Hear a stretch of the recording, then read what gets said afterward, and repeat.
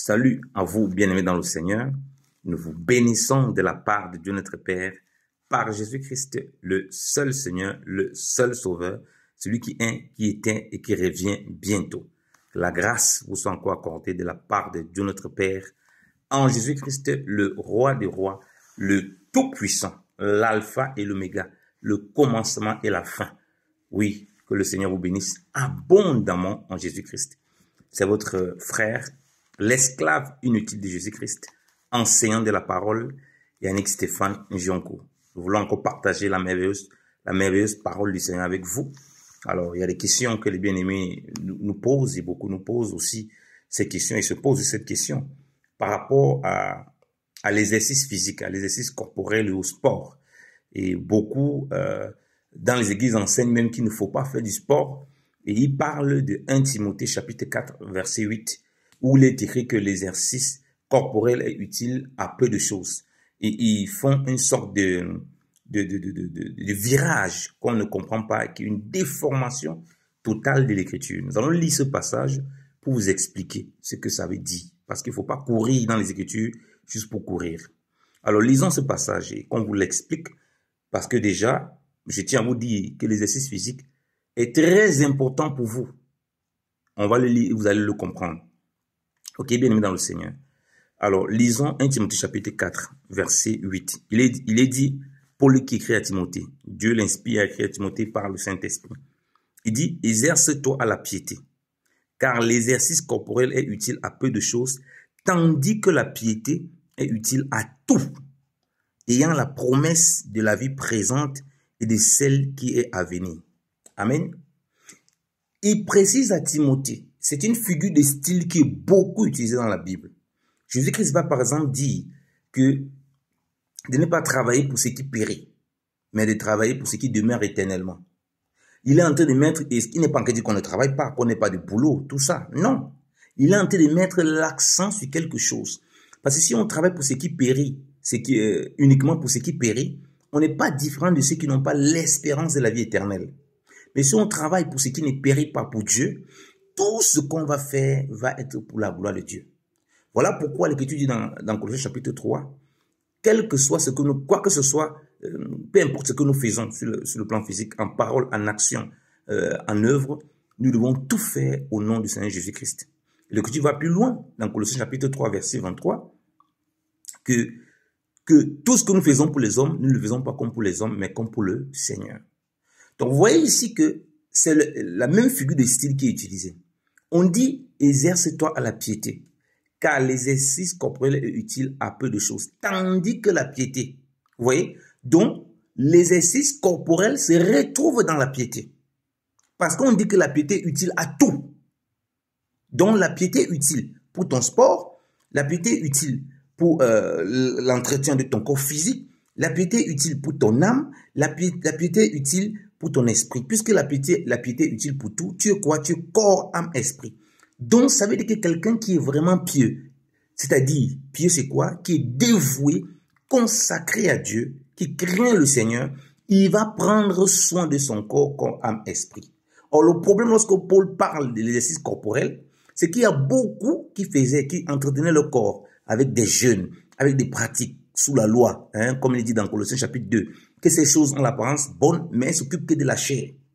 C'est utile à peu de choses lorsque ça concerne uniquement la chair et que c'est sorti de la piété. Vous voyez? Parce que la vie de l'homme ne se résume pas à l'exercice corporel. L'exercice corporel, quand on voit corporel, on voit que le corps. Or, toi et moi, nous sommes d'abord esprit. La Bible dit que ce qui est né de l'esprit est esprit. Mais cet esprit vit dans un corps. Voilà pourquoi Paul dit qu'il traite son corps durement. Il le tient assujetti afin que, et après avoir pris quelque chose qu'il ne soit lui-même rejeté.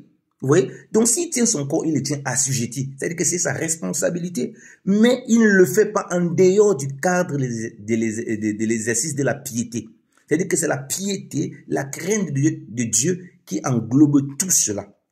Contrairement aux gens qui n'ont pas l'espérance en Dieu, qui ont par exemple l'exercice corporel, comme dans l'exercice corporel, vous devez voir l'activité physique, le sport et tous les loisirs que les gens font. Ils s'y prient beaucoup. Comme je dis, les jeunes, beaucoup de choses, c'est-à-dire que les gens ne mangent pas plein de choses. Tout ça fait partie des exercices corporels.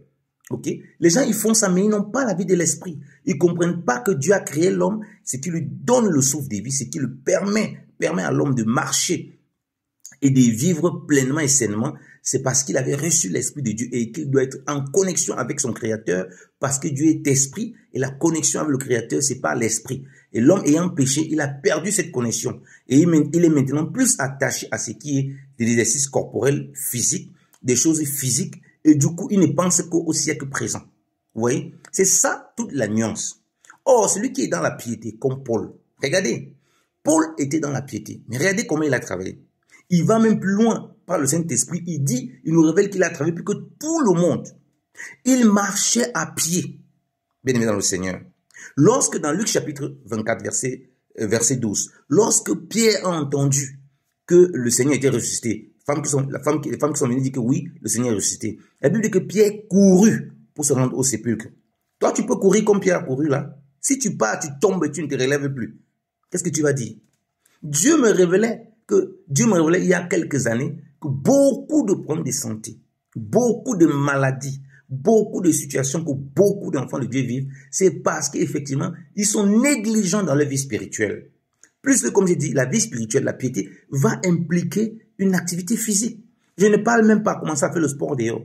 Si tu prends le temps de prier, moi par exemple, j'ai pris beaucoup debout. Debout déjà en marchant, tu es en train de faire l'exercice physique. Si chez toi, pendant que tu fais les travaux, tout ça, tu loues le Seigneur, tu es dans la piété tout en faisant l'exercice physique. Vous voyez? Ce qui est différent de celui qui n'a pas le Seigneur. Si tu fais maintenant une activité sportive dans le but d'être en santé pour servir le Seigneur, tu es dans la piété puisque la piété est utile à tout. Il n'y a rien à quoi la piété n'est pas utile parce que tout a été fait en Christ, par Christ et pour Christ. Donc Dieu a fait l'homme, corps, âme, esprit, que son corps lui appartient. Rappelez-vous dans Romains chapitre 12, on dit « Offrez vos corps à Dieu comme le sacrifice vivant ». Donc le corps qui est sacrifice vivant, c'est quoi? C'est un corps qui est en santé. C'est pas un corps qui est malade. On a dit le corps, si ton corps est malade, il va être un sacrifice vivant comment? Il est un sacrifice mort. Voilà pourquoi l'entretenir, ayant l'esprit pour l'offrir comme un sacrifice vivant, c'est aussi parce que tu vis dans des conditions et tu mets en place dans la piété ce qui est utile à Dieu parce que la piété est utile dans tout ce que tu fais. Puisque en elle, il précise bien qu'elle contient les promesses présentes, les promesses de ta santé physique, de ta santé morale, de ta santé psychologique et de ta santé spirituelle. Elle englobe tout. Et elle contient aussi les promesses à venir.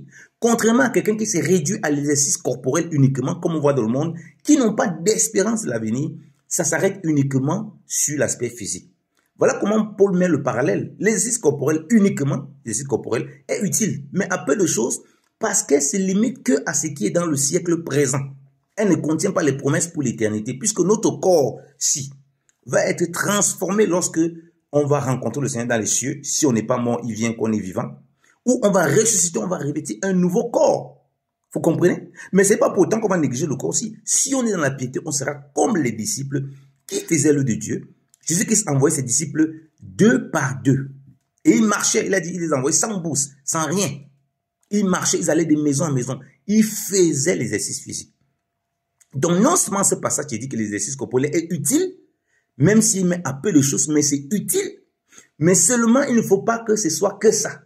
Si tu es dans la piété, ça te sera utile parce que tout ce que tu vas faire avec l'exercice physique, ça sera pour être au service de Dieu, pour être en santé pour le Seigneur et pour glorifier le Seigneur. C'est pourquoi l'Écriture dit dans Actes chapitre 17, verset 28, quand Paul parle aux Athéniens, que Dieu, c'est de lui que nous avons la vie, le mouvement et l'être.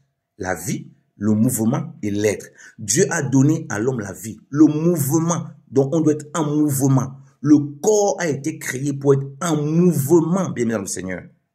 Marchez, faites des exercices physiques. Si vous-même vous êtes dans l'œuvre de Dieu, vous évangélisez, vous marchez, vous faites plein de choses. Vous allez voir que vous allez finir la journée, vous serez fatigué. Vous voyez beaucoup de prédicateurs qui prêchent assis. Et après, ils ont les problèmes de santé, ils s'étonnent. Alors qu'en restant debout, ça les aide.